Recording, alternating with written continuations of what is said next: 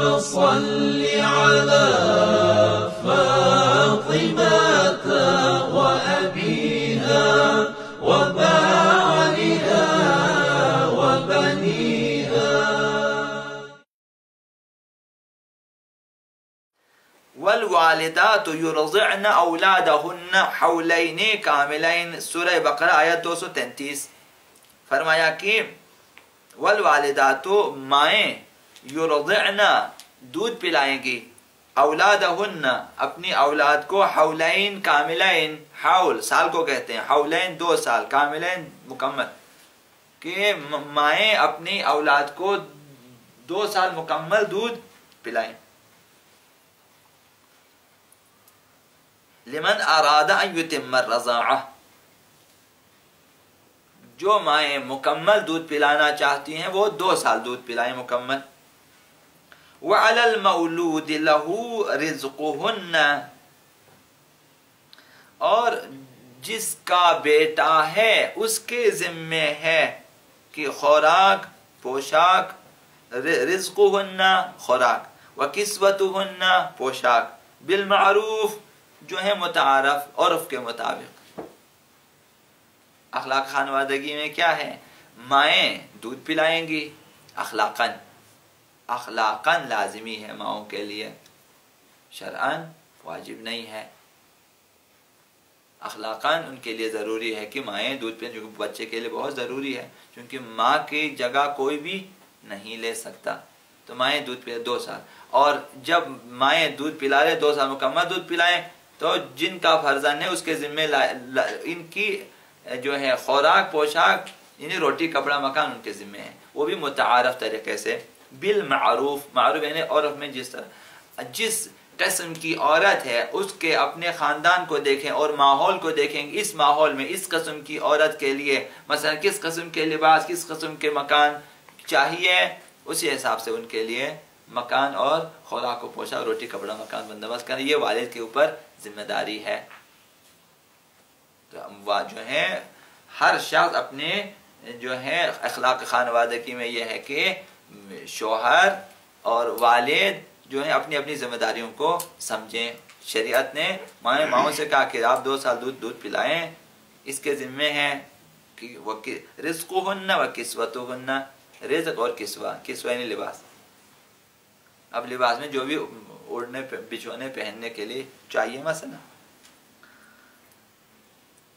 اور چوتھی آیت آج عرض کروں گا، وَأَمُرْ أَهْلَكَ بِالصَّلَاةِ، ہماری ذمہ داریاں ہوتی ہیں، یعنی یہ ذمہ داری بھی ہے، ماؤں کی ذمہ داریاں بیان کی، میاں بیوی کے لیے کیا ہونا چاہیے وہ بیان کیا. اب وَأَمُرْ أَهْلَكَ بِالصَّلَاةِ،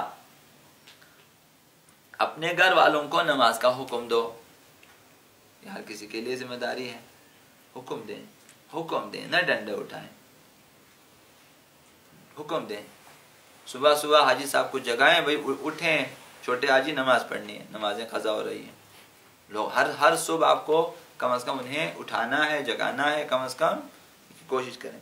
وَأْمُرْ أَهْلَكَ بِالصَّلَاةِ، لوگوں اپنے گھر والوں کو نماز کا حکم دیں. وَاصْطَبِرْ عَلَيْهَا، اور خود بھی ثابت قدم رہیں اس پہ.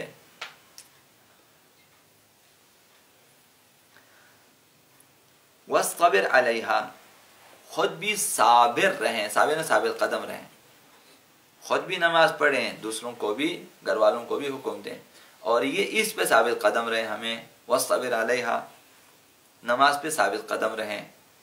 تو ہمیشہ گھر میں نماز کا ماحول رہنا چاہیے، یہ ہماری ذمہ داری اخلاق خانوادہ کی. تو آپ بھی کوشش کریں کہ گھر میں چھوٹوں کو نماز کے لیے اٹھایا کریں، البتہ پیار سے. لا نسألک رزقا، خداوند متعال فرماتا ہے کہ ہم تم سے روٹی کا تقاضا نہیں کرتے، تم نماز پڑھ لیا کرو. لا نسألک رزقا نحن نرزقک، ہم خود تمہیں روٹی دیں گے. اس حد تک انسانوں سے کہا، ہم سے خداوند متعال فرماتا ہے کہ ہم تم سے روٹی کا مطالبہ نہیں کریں گے، بلکہ ہم خود تمہیں رزق دیں گے. نحن نرزقک والعاقبۃ للتقوی، دیکھو انجام، اچھا انجام ہمیشہ متقین کے لیے ہے. ہمیشہ تو ہمیں جو ہے رزق و روزی کی فکر زیادہ نہیں کرنی چاہیے. نماز کا اہتمام کریں، گھر میں نماز پڑھنا شروع کریں، پڑھانا شروع کر دیں. اسی طرح مقدمات نماز بھی ضروری ہے. گھر کا ماحول اگر آپ بنانا چاہیں، گھروں میں اذان شروع کریں، گھروں میں اقامہ دیا کریں، گھروں میں نماز قائم کریں، اور گھروں میں خود تلاوت قرآن شروع کریں. اور اسی طرح سے انشاءاللہ رزق و روزی کی جو ہے تنگی نہیں رہے گی. خداوند متعال نے فرمایا لا نسألک رزقا، ہم تم سے رزق کا مطالبہ نہیں کرتے. سورہ طٰہٰ آیت 132، ہم تم سے روٹی کا تقاضا نہیں کریں گے. نحن نرزقک، ہم تمہیں روٹی دیں گے. بھئی کھانا ہم کھلائیں گے، تم نماز پڑھو. کھانا ہم تمہیں کھلائیں گے، تم نماز پڑھو. نحن نرزقک والعاقبۃ للتقویٰ، اور انجام متقین کا ہوتا ہے. تو گھر میں متقی ہونا چاہیے. انشاءاللہ گھروں میں آپ متقی رہیں. ایک آپ کے متقی ہونے سے گھر کا ماحول اور گھر کی قسمت بدل سکتی ہے، گھر میں تبدیلی آ سکتی ہے. قال رسول اللہ صلی اللہ علیہ وآلہ،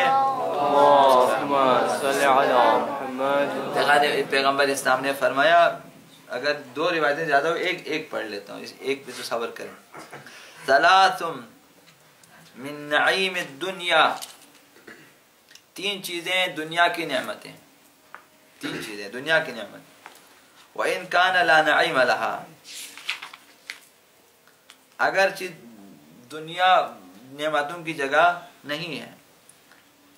مرکب، سواری. تین چیزیں دنیاوی نعمت ہیں، بعض دنیاوی نعمتیں ہیں.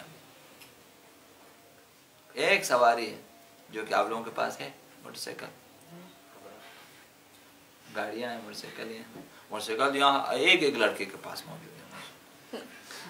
ثلاث من نعیم الدنیا، تین چیزیں نعمتیں ہیں، خداوند متعال کی نعمتیں.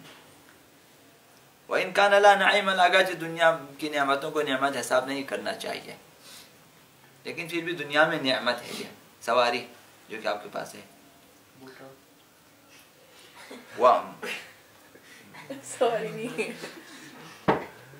مرکب وطیء،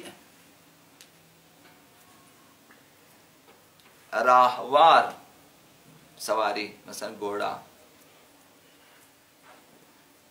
سواری. مثلا ابھی تو آپ کے پاس گاڑیاں ہیں ماشاءاللہ. والمرأة الصالحہ، نیک بیوی اللہ کی نعمت ہے جو کہ آپ کو ملی ہے. والمنزل الواسع، وسیع گھر، کشادہ گھر. تین چیزیں خدا کی دنیاوی نعمتوں میں شامل ہیں. یہ خوش قسمت لوگوں کے پاس یہ تینوں چیزیں جمع ہو جاتی ہیں. بعض لوگوں کے لیے البتہ خوش قسمتی ہے، لیکن ساتھ ساتھ امتحان بھی ہے. ان کے پاس نہ گاڑیوں کی کمی ہے نہ گھوڑوں کی، وہ بھی ہیں، اچھی بیویاں بھی ہیں، اور اچھا سا گھر بھی ہے. یہ تینوں دنیا کی نعمتیں ان کے لیے مکمل ہیں. اور بعض لوگ تینوں سے فارغ ہیں، نہ سواری ہے، نہ بیوی ہے، نہ گھر ہے. جی ہاں،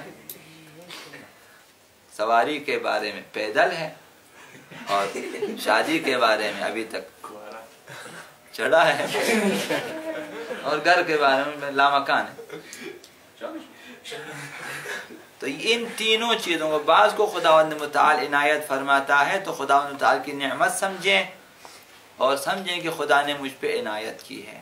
اس عنایت کو اس کا شکر بجا لائیں، اور پھر جو ہیں گھر والوں کے ساتھ اچھا رفتار